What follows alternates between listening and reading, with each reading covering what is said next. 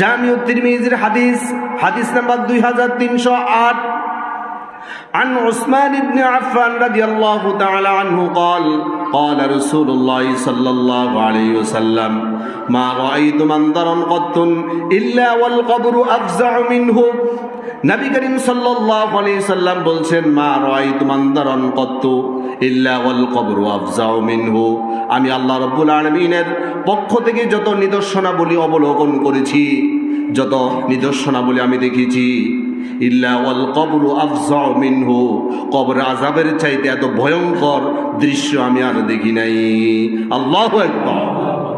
রাসূল পাক সাল্লাল্লাহু আলাইহি সাল্লাম জাহান্নাম দেখছেন কিনা? রাসূল পাক সাল্লাল্লাহু আলাইহি সাল্লাম কবর আযাবও দেখছেন। এখন দুইটা দেখার পর রাসূলুল্লাহ এবার সাক্ষী দিচ্ছে মা রাআইতু মানদারান কত্তুন, আমি এমন ভয়ঙ্কর আর কোন দৃশ্য দেখি নাই। ইল্লা ওয়াল কবরু আফজাউ মিনহু, কবর আযাবের চাইতে এত ভয়ঙ্কর জিনিস। সুবহানাল্লাহ।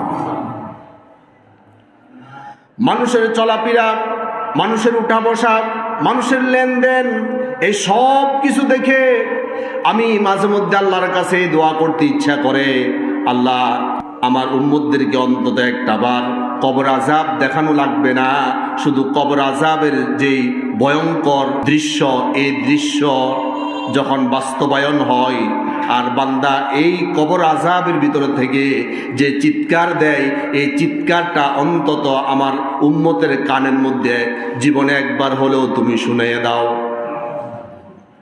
এটা আমি আল্লাহর কাছে দোয়া করতে চাই, কিন্তু আমি এই দোয়াটা করি না। কারণ আমি যদি এই দোয়াটা আল্লাহর কাছে করি, আল্লাহ এটা কবুল করে ফেলবে।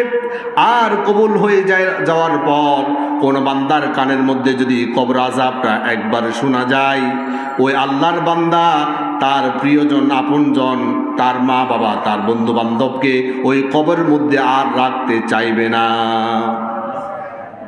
রাসূলের হাদিস থেকে শুনুন, সুনানে নাসাইর হাদিস নাম্বার 2058 عن أنس رضي الله تعالى عنه قال رسول الله صلى الله عليه وسلم لولا ألا تدافنوا لدعوت الله أن يسمعكم من عذاب القبر।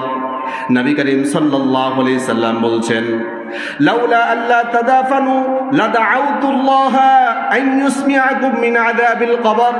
আমি কবর আযাবটা আমার উম্মতের জন্য একবার হলেও আল্লাহ তাআলা যাতে করে তাদের কানের মধ্যে শোনায়, এই দোয়াটা আমি করতে চাই, আবার করি না। কারণ আমার উম্মতেরা এই আওয়াজ শোনার সাথে সাথে আর কোনোদিন তার আপনজন, প্রিয়জনকে কবরস্থ করার জন্য তারা রাজি হবে না।